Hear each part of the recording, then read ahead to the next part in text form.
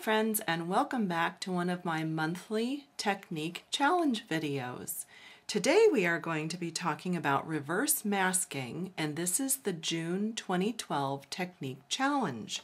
Here are some of my samples. I'll show you those in a minute.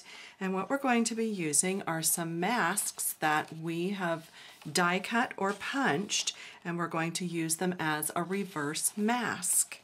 So let me show you the samples real quick, and then I'll show you how we do this. So here's the first sample I came up with, and you can see that I have this shape that I die cut and sponged through it and then stamped over it and embellished the card. And this is another similar idea. This one I let the die go off the edge of the paper and I just used part of it. And then here's another one where I let the masking and the sponging kind of go off the edge a bit and used it as a background for the flower stamp. I wanted to show you what inspired me to do this. I received this card from my customer Mary for my birthday a couple weeks ago, and I thought it was so pretty. What I particularly loved was that she used several colors in her sponging. And I usually just do one color, and I thought that is so cool. So I wanted to kind of embellish on that and use that as the idea for our June Technique Challenge. Okay, so your first step then would be to make these reverse masks.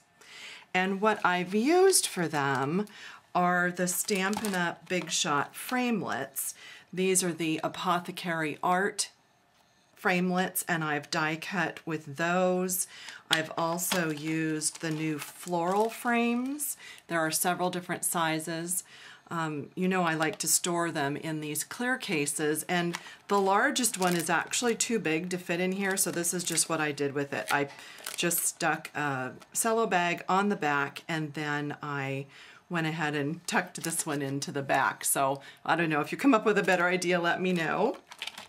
And then of course also the wonderful set of labels collection. I have two sets in here and I'm trying to keep them separated with my cardboard, but I also die cut with those. Now if you did not have framelits or some kind of a big shot die to cut with, you could just simply use one of your punches and just punch a shape out of your cardstock. Now one tip, you want to be kind of generous with leaving some paper around the edge where you have cut or punched. If you do it too close to the edge, you're going to end up sponging right off the edge. So it kind of looks like I've wasted paper, but there's a reason for that. So I just went ahead and die cut a whole bunch of different sizes and shapes of the framelits, and that's what I was going to use. Now you could also use the window sheets if you wanted something a little more permanent. This is just Whisper White cardstock, and that works too. So what I will do, just as a sample, is do that one real quick for you, just so you can see how it works. It's not difficult at all. You're going to need a piece of cardstock. I worked on Whisper White. You can work on whatever color you'd like. And what I did was I just took a couple of spare Post-it notes and I just made sure that this was going to stick down to my surface without moving, because I didn't want to have the whole thing shift while I was working. And then for this particular design, you can see that the entire shape is actually on the card. If you wanted to shift it over and do it off a little bit, you can do that too, but I'm going to go ahead and make sure that it just stays right there by adding a couple of Post-it notes to it. You could also use some temporary adhesive. Stampin' Up! Does not carry that anymore, so I'm waiting to see if they give us something new. Okay, so the first thing I did was I started with my lightest color, which is Daffodil, and I used my sponge, which I have my little tab on there so I can hold on to it.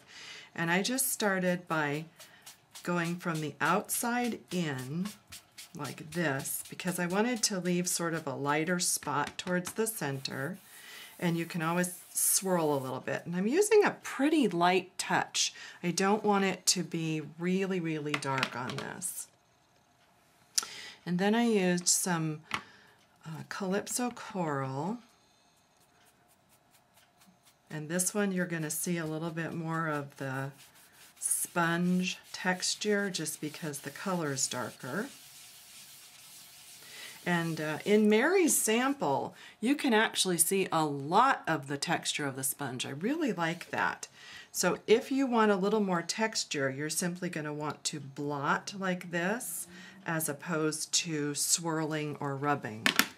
And then the last color I did was one of the new I used Regal Rose. I was thinking I used Primrose Petals, but that was another sample. So just add a little bit of color right around the edge there and just swirl that a little bit. And you'll be surprised when you pull off your mask how dark it really is sometimes. You think, whoa, that's like way darker than I thought it was going to be. And that's just, you know, sometimes it happens that way, but it's pretty. And then for my stamped image, I'm going to use Raspberry Ripple, which is one of the new Stampin' Up! In colors.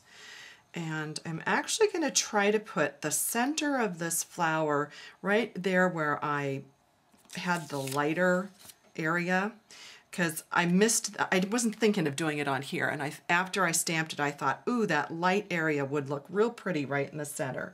So I think I'm just going to try and stamp it right there. Oh, wow. That is so pretty. So you can see then that the lighter area of sponging ended up right in the center of that flower, and that's just so pretty and just a kind of a neat way to actually color in an outline stamp like that. So we can just look at that one more time, and you can see I did about the same thing and stamped in the Raspberry Ripple and stamped one of the new butterflies in Raspberry Ripple and punched that out. And this actually coordinates pretty well with this Cherry Cobbler twine. I think it looks pretty nice. I like that combo. And then one more time just to look at the other two samples. And this one I used, sorry, forget the name since it's new. The Floral Frames, I used this one as my mask for this sample and sponged behind there, and then added the punched out quintessential flower to the top of that. And then this one, love that apothecary accent shape. That one's really cool, and I tried to mimic Mary's sample a little bit with the blue. That's not a color I would have normally pulled out for this technique, but I love how the blue stippling with the sponge really shows. And then I've used these amazing new templates with the paper piercer to go around the edge to accent that shape, and I'll show you how to do that in a separate video, but just wanted to call your attention to these amazing new templates. I love those. And then again added a couple of butterflies from the new butterfly set. So hope you enjoy that. I hope you'll give that a try, and if you have a blog, be sure to leave a comment and link to your blog post below my blog post, and then I will be sure to look at your sample, and I'm going to draw a winner for a free stamp set. You can check my blog for the winner of the May challenge, and if you're in my downline, be sure you also share it on our Yahoo group for a chance to win a $50 shopping spree this month. Thanks so much for watching.